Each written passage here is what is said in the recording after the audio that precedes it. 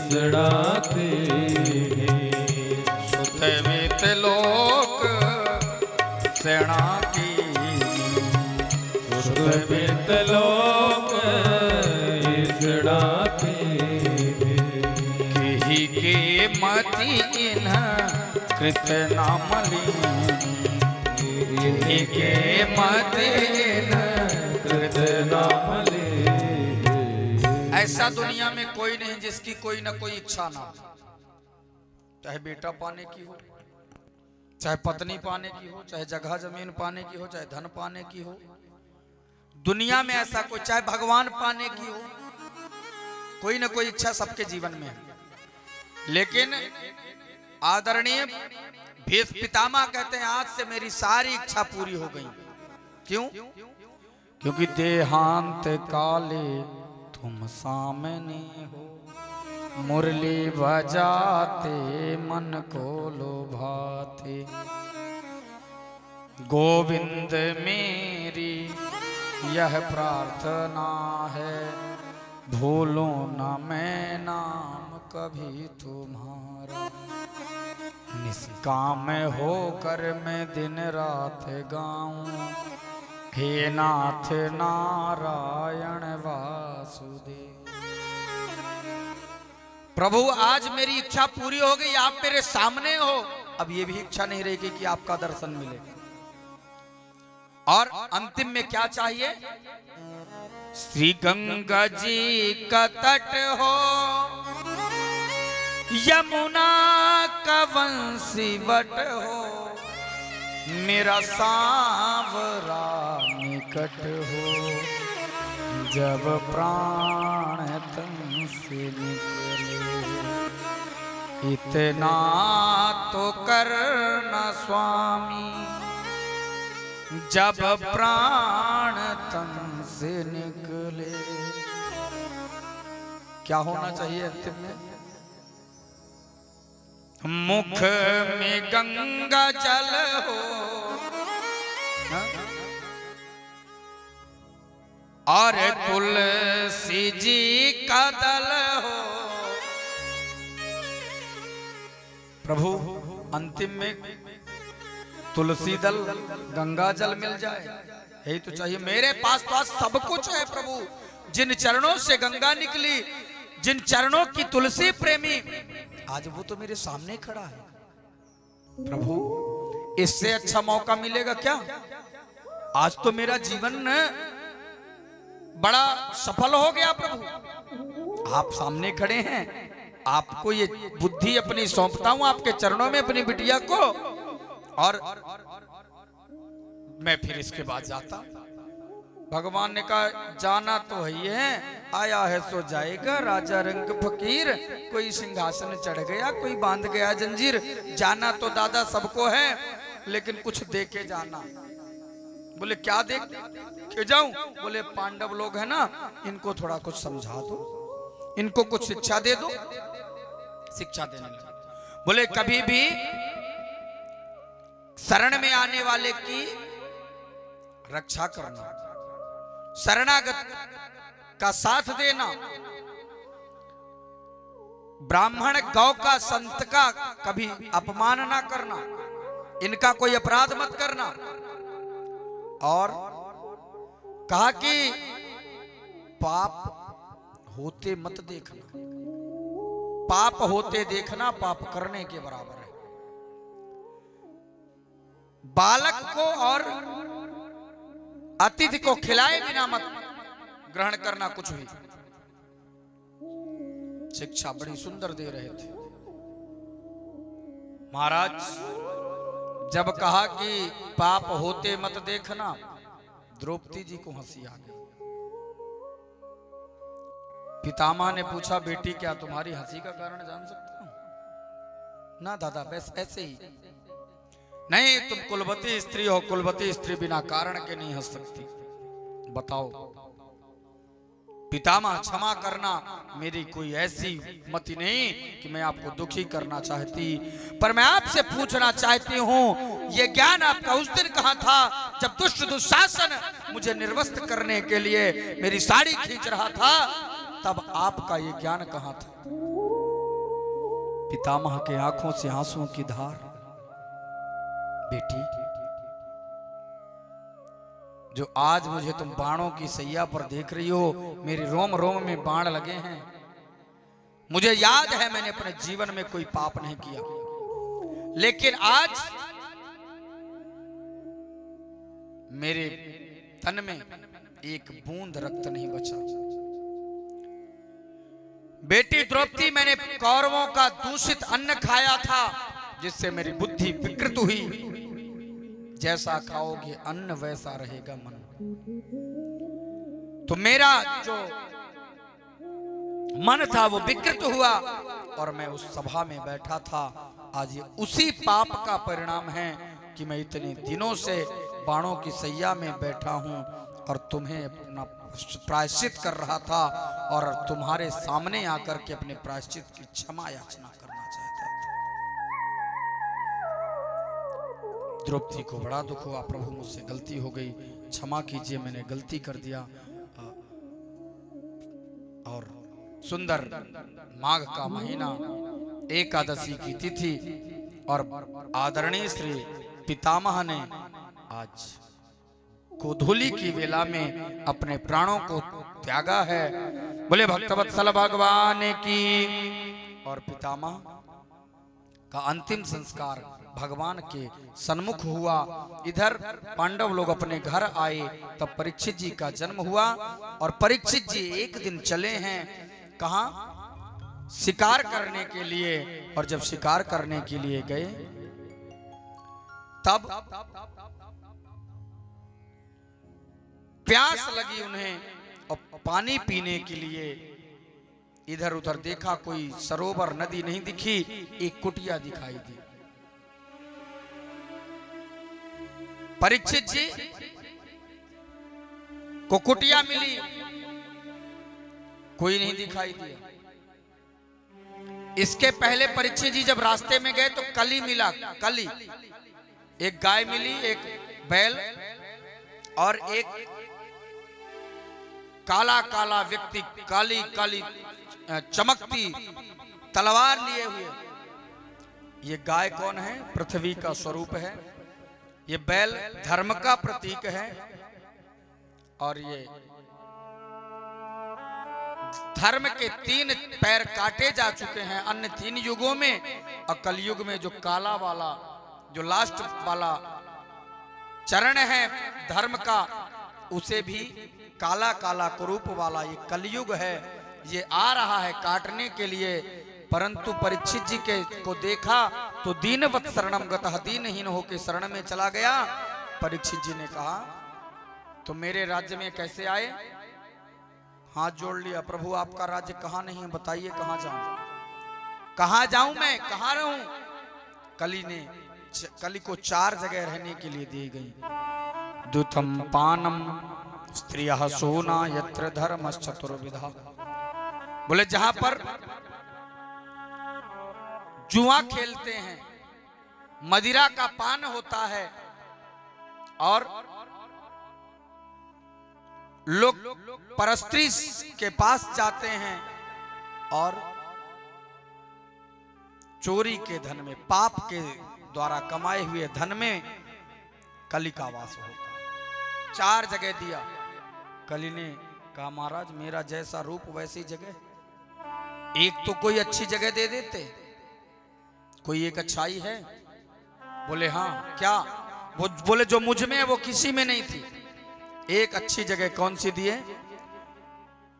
कौन सी अच्छाई थी? कलयुग केवल नाम आधारा, कलयुग केवल नाम आधारा, कलयुग केवल नाम आधारा, कलयुग केवल नाम आधारा। सुमिर सुमिर नर उतरहि पारा, सुमिर सुमिर नर उतरहि पारा। कलयुग केवल नाम आधारा, सुमिर सुमिर नर उतरहि पारा। कलयुग केवल नाम आधारा, सुमिर सुमिर नर उतरहि पारा। सुमिर सुमिर नर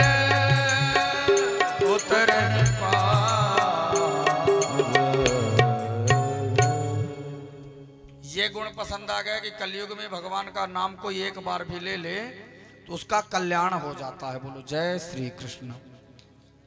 तो महाराज आदरणीय परीक्षित जी ने कहा कि एक जगह अच्छी लगी आपको? बोले हाँ। बोले एक जगह हम अपने मन की मांग लो। अपने मन की कहां चाहते हो आप? बोले सोने में वास चाहते हैं। काहे में? सुखदेव जी को रोक दे, परीक्षित जी को भेज दे। तो कहा कि एक जगह अपने मन की मांग लो। बोले सोने में वास हम चाहते हैं। सोने में मांगा। क्यों? आदरणीय परीक्षित जी भी उस दिन स्वर्ण का मुकुट पहने हुए थे, जो जरासंध के समय का मुकुट था। तो महाराज परीक्षित जी को जब बुलाया, आदरणीय परीक्षित जी ने जगह दिया। उनको ये गुण पसंद आ गया कि कलयुग में कोई भगवान का नाम एक बार भी ले ले उसका कल्याण हो जाता है। ये अच्छी बात है। हाँ? जन्म जन्म मुनि जतन कराही, अंतराम कही आवत नाही। हम लोग तो किसी न किसी रूप में राम कही देते हैं। तो स्थान दिया स्वर्ण में, और देखिए कली परीक्षित जी के मुकुट के माध्यम से प्रवेश कर गया। क्योंकि आज जो परीक्षित जी ने मुकुट पहना है वो भी जरासंध के समय का मुकुट है। और पहले का नियम था कि जब आपस में राजा लड़ते थे, जो हार जाता था उसका मुकुट विजय होने वाले के पास दे दिया जाता था। मुकुट पहने हुए थे और पहुंचे समीक मुनि की कुटिया में। पानी मांगा। देखिए मन कैसे बिगड़ा। पानी मांगा, और जब पानी मांगा कोई बाहर आया ही नहीं। कोई आश्रम में था नहीं। अंदर गए, बोले लगता है कोई यहाँ निकल नहीं रहा है, हमको देख करके चाय पानी नाश्ता कराना पड़ेगा। तो कोई इसलिए निकल नहीं रहा है। परीक्षित जी अंदर गए कुटिया के, और क्या देखा कि एक बाबा जी बैठे हुए हैं, और तो कोई नहीं है। पर बाबा आंख बंद किए हैं। लगता है बाबा झूठी समाधि लगाए हैं, झूठे आंख बंद किए हैं कि पानी वानी न पिलाना पड़े, परीक्षा लेंगे। एक वहीं पर मरा हुआ सर्प पड़ा था, मरा सर्प लेके गए और परीक्षित के गले में डाल दिए। मरा सर्प परीक्षित जी ने समीक मुनि के गले में डाल दिया, और जैसे ही समीक मुनि के गले में परीक्षित जी ने मृत सर्प डाला, एक शिष्य ने आकर देख लिया। जाके समीक मुनि के पुत्र श्रृंगी ऋषि के पास जाके बता दिया कि हमारे पूज्य गुरुदेव का इतना बड़ा अपमान आपके पिता का यहाँ के राजा परीक्षित ने किया है। जैसे ही सुना आदरणीय श्री श्रृंगी ऋषि ने कहा, इति लंघित मर्यादम तक्षकः सप्तमे हनि। आदरणीय परीक्षित जी अपनी मर्यादा का उल्लंघन कर दिए। जाओ, हमारा श्राप है कि तक्षकः सप्तमे हनि, इनको आज के 7वें दिन तक्षक सर्प डसेगा और 7 दिन में इनकी मृत्यु हो जाएगी। क्या श्राप मिला? 7 दिन में तक्षक के डसने का। हम सब भी परीक्षित के रूप में, हम सबको भी 7वें दिन में मरने का श्राप लगा है। 8वां दिन किसी को नहीं मिला। रविवार, सोमवार, भौमवार, बुधवार, गुरुवार, शुक्रवार, शनिवार, 7वें दिन में हमको जन्म लेना है, 7वें दिन में मरना है। इसीलिए भागवत 7वें दिन की सुनना है। बोलो जय श्री कृष्ण। 8वां दिन किसी को मिले नहीं है, परमानेंट है, 7 दिन है। 7 दिन में जो करना चाहो कर लो। 8वां दिन कोई और होता तो नहीं है यहाँ, नहीं होता ना। तो 7 ही दिन सबके पास हैं। श्राप लगा। आदरणीय परीक्षित जी को श्राप दिया श्रृंगी ऋषि ने, और श्रृंगी ऋषि चले घर। देखा पिताजी को जाकर के रुदन करने लगे। पिताजी को देख के रोने लगे। अचानक समाधि खुली समीक मुनि की। क्या हुआ बेटा, क्यों रो रहे हो? लाल लाल आंखें, संत का क्रोध देखा, गले में सर पड़ा है, उसको उठा के किनारे किया। बेटा तुम क्यों रो रहे हो, क्या हुआ? पिताजी इतना बड़ा अपमान आपका दुष्ट राजा ने, परीक्षित ने इतना बड़ा अपमान किया आपका, हमने उन्हें श्राप दिया है। संत कौन है? संत वो है जो बुराई में अच्छाई ढूंढ ले। परीक्षित जी को देख करके कहा कि भाई बड़े बड़े देवता महादेव जो हैं वो सांप का माला पहनते हैं। अब कोई आया होगा भगत मिलने के लिए, उसने माला फूल माला नहीं पाया होगा इस जंगल में, तो मरा सर्प का माला पहना दिया, कौन सा जिंदा है? कोई बात नहीं बेटा, हम तो संत हैं, हमें इन बातों पे ध्यान नहीं देना चाहिए। कहा ऐसा नहीं है पिताजी, यदि मर्यादा का उल्लंघन परीक्षित ने किया है तो हमारा भी श्राप उसको 7 दिन में तक्षक काल के डसने से परीक्षित जी की मृत्यु हो गई। ये बात जब सुना समीक मुनि को बड़ा दुख हुआ। समीक मुनि गए, समुख मुनि ने कुछ शिष्यों को बुलाया, जाओ जाके बता दो परीक्षित को कि उनका 7 दिन में मृत्यु होनी है। गए समीक मुनि, कैसे से बताया परीक्षित जी से कि आपकी मृत्यु 7 दिन में होनी है, ऐसा संत का श्राप है। परीक्षित जी को पता चला। परीक्षित जी ने कहा, अहो मया नीच मनारे वत्कृतम निरागसी ब्राह्मण गूढ़ तेजसी। देखो मैंने कितना नीच कार्य किया कि संत का अपमान किया, लेकिन देखो संत कितने दयालु हैं कि मुझे 7 दिन का समय दिए हैं। सोच करके तक्षण वैराग्य हो गया। जिसको जीवन में शिक्षा लेना है वो श्राप से भी ले लेता है, और जिसको नहीं लेना दिन भर कथा में बैठा रहे वो नहीं ले पाता। एक बार एक राजा था, वो रोज फूलों की सेज पर सोया करता था। दास दासियां फूलों की सेज लगाती। एक दिन दासी फूल की सेज लगाई और राजा सभा में बैठा था। राजा को लेट हो गया तो दासी उस सेज पर लेट गई, संयोग से नींद आ गई। राजा इतने में आ गया, राजा को बड़ा क्रोध आया, अरे मेरी सेज पर सोई। बुलाया दूतों को, बोले इसको 100 कोड़े मारो, इसे 100 कोड़े मारे जाएं। राजा की आज्ञा के अनुसार दासी को 100 कोड़े मारे जाने लगे तो दासी हंस रही थी। राजा ने कहा, दासी तुझे कोड़े मारे जा रहे हैं, तू हंस रही है? बोली मैं सोच रही हूं कि ये फूलों की सेज कितनी कठिन है कि थोड़ी देर सोई हूं तो 100 कोड़े मिले हैं। मैं राजा तुम्हारे विषय में सोच रही हूं कि तुम तो रोज सोते हो, तुमको कितने कोड़े पड़ेंगे। इतनी बात सुना ना, इतनी बात सुनते ही राजा को वैराग्य हो गया। राजा तक्षण राजपाट छोड़ के चले गए। आज परीक्षित जी तक्षण अपने पुत्रों को कुछ सौंपते हुए और सीधे चले गए। इधर जंगल में गए, कहा सुकताल, नैमिषारण्य में एक स्थान है सुकताल। सुकताल में आदरणीय परीक्षित जी गए हैं, बैठ गए हैं। और वहां पर जब लोगों को पता चला कि आदरणीय परीक्षित जी को 7 दिन में मरना है तो सब लोग आने लगे मिलने के लिए।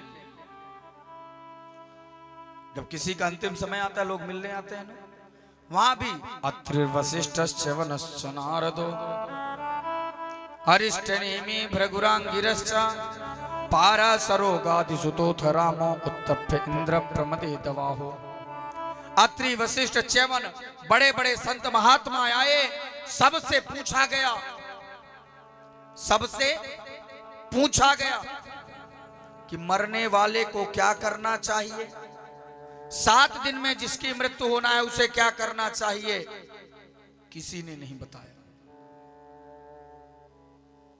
कोई बताने के लिए तैयार नहीं। तब तत्राद्भवत् भगवान व्यास पुत्रो यदृक्षयागामटमानपेक्षः अलक्षणेंगो निजलाभतुष्टो वृतश्च बालैरवधूत भेषः परीक्षित जी महाराज के पास सुखदेव जी आए हैं और सुखदेव जी का स्वागत आदरणीय परीक्षित जी ने किया। बोले सुखदेव जी महाराज की।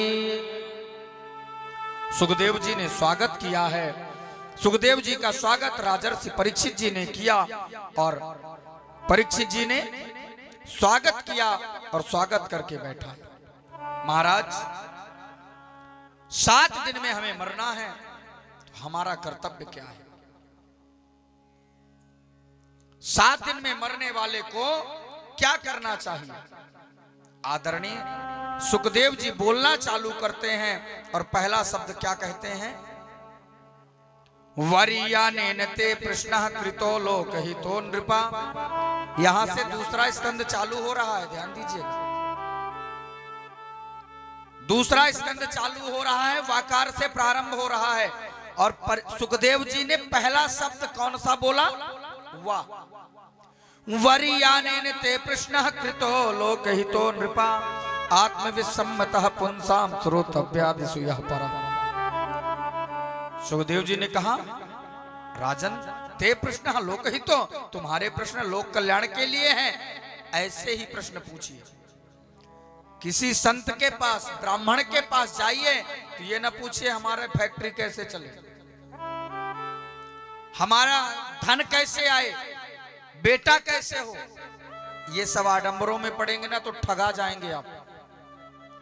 और अगर इन सब का कोई जवाब दे तो ठगिया ही होगा, ध्यान दीजिएगा, ठगने ही वाला होगा। क्योंकि साधु भूखा भाव का, धन का भूखा नहीं, जो धन का भूखा फिरे सो तो साधु नहीं। तो साधु धन के प्रश्न तो बता ही नहीं सकता, धन वाली बात तो खुदे नहीं बताएगा। धन के प्रश्न जाने तो खुदे ना इकट्ठा कर ले। हाँ? तो यदि ऐसा कोई आपको धन के विषय में बताए कि ऐसा करो तो तुम्हारे खूब पैसा होगा, तो बच के चलिएगा। बाबा जी खुदे काहे नहीं इकट्ठा कर लेते हो, काहे मांगते भागते हो? हाँ?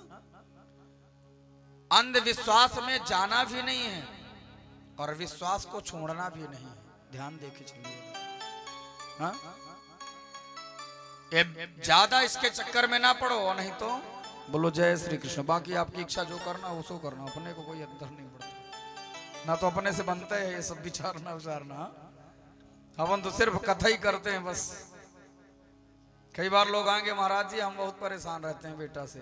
हम कहे अभी आप परेशान हैं, कुछ दिन बाद हम परेशान होंगे। कई लोग आएंगे, महाराज जी